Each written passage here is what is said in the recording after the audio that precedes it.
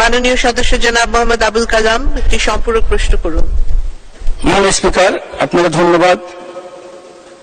মাননীয় স্পিকার, আমাদের মাননীয় প্রধানমন্ত্রীর সুযোগ্য সন্তান, উপদেষ্টা, তথ্য উপদেষ্টা, তার নেতৃত্বে, তার হাত ধরে আমাদেরও নাটোরের সুযোগ্য সন্তান মাননীয় মন্ত্রীর মধ্যে কাজ করে যাচ্ছেন। গোটা বাংলাদেশকে বিশ্বের দরবারে একটি ডিজিটাল থেকে স্মার্ট বাংলাদেশে নিয়ে যাচ্ছেন। আমার প্রশ্ন যে এই ভালো 18 কোটি মানুষের যে ভালো কাজ হচ্ছে, এই ভালো কাজের মধ্যে কিছু দুষ্ট লোক এই রাত্রে হ্যাকারদের মাধ্যমে হাজার হাজার কোটি টাকা, তারা শত শত টাকা, তারা লক্ষ লক্ষ টাকা, কোটি টাকা তারা রাতারাতি তারা লুট করে নিচ্ছে, আর অসহায় মানুষগুলো কান্নাকাটি করছে। এই প্রক্রিয়াটা কি, কিভাবে এই মধ্যে দিয়ে তারা রাতেই টাকাটা নিয়ে চলে যাচ্ছে এবং কিভাবে তারা এটা করে যাচ্ছে, মামলাটা রোধ করা যাচ্ছে না। মাননীয় মন্ত্রী, আপনিও জানেন তো এটা, এই কি আপনার মানে পদ্ধতি, প্রযুক্তি আছে যে এই হ্যাকাররা এবং এই জুয়ারিরা যাতে সর্বনাশ মানুষকে, সাধারণ মানুষকে যাতে কষ্ট না দেয়, এই কষ্ট রোধ করবে, আপনার কি কি পদক্ষেপ আছে মাননীয় মন্ত্রী? এটা আমার জানার ইচ্ছা। আপনাকে ধন্যবাদ মাননীয় স্পিকার। ধন্যবাদ মাননীয় সদস্য, মাননীয় প্রতিমন্ত্রী। ধন্যবাদ মাননীয় স্পিকার। মাননীয় সংসদ সদস্য মহোদয়কে আপনার মাধ্যমে ধন্যবাদ জানাই অত্যন্ত গুরুত্বপূর্ণ একটি প্রশ্ন উত্থাপন করার জন্য।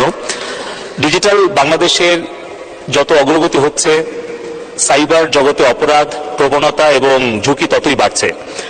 2008 সালের আগে, অর্থাৎ মাননীয় প্রধানমন্ত্রী জননেত্রী শেখ হাসিনা ডিজিটাল বাংলাদেশ রূপকল্প বাস্তবায়ন কার্যক্রম শুরুর আগে আমাদের আর্থিক লেনদেন অথবা সরকারি সেবা বলতে গেলে তেমন কোনো কার্যক্রম ছিল না, যার ফলে কিন্তু সাইবার ঝুঁকিটাও কম ছিল।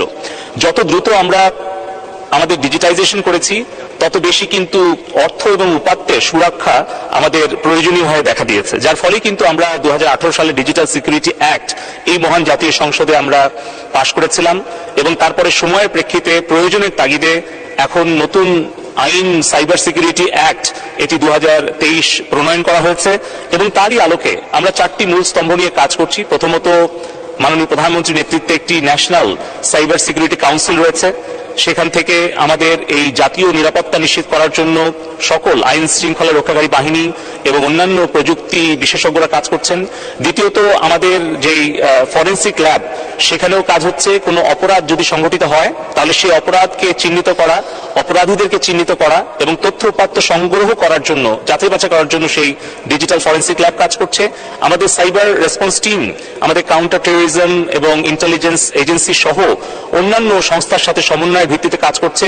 ইতিমধ্যে আমরা 23,000 এই ধরনের জুয়ার সাইট, পর্নোগ্রাফি সাইট, এই ধরনের অপরাধমূলক কার্যক্রমে যে সকল প্ল্যাটফর্মগুলো যুক্ত ছিল সেগুলোকে আমরা ব্লক করেছি এবং প্রতিনিয়ত প্রতিদিন আমরা 24 ঘন্টা কিন্তু আমাদের বেশ কয়েকটি টিম কাজ করছে। ফলে আমরা অনেক অপরাধ প্রতিরোধ করতে পারছি, কিন্তু এটা চলমান প্রক্রিয়া, এটা চলমান থাকবে।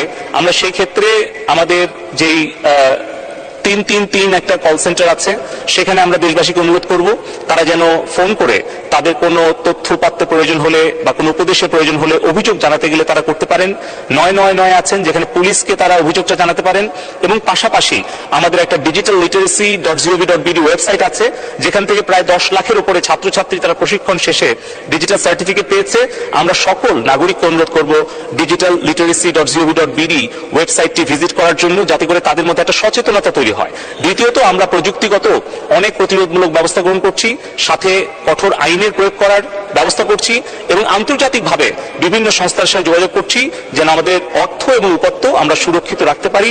এবং আমরা নতুন আরেকটি আইন প্রণয়নের দিকে মনোযোগী হয়েছি, যেটি হচ্ছে প্রাইভেট ডেটা প্রোটেকশন অ্যাক্ট। এর ফলে আমরা আশা করছি যে এই ধরনের সাইবার অপরাধীদেরকে আমরা প্রতিরোধ করে আমাদের দেশের ব্যক্তি, প্রতিষ্ঠান এবং রাষ্ট্রীয় সাইবার নিরাপত্তা আমরা নিশ্চিত করতে। ধন্যবাদ মাননীয় স্পিকার।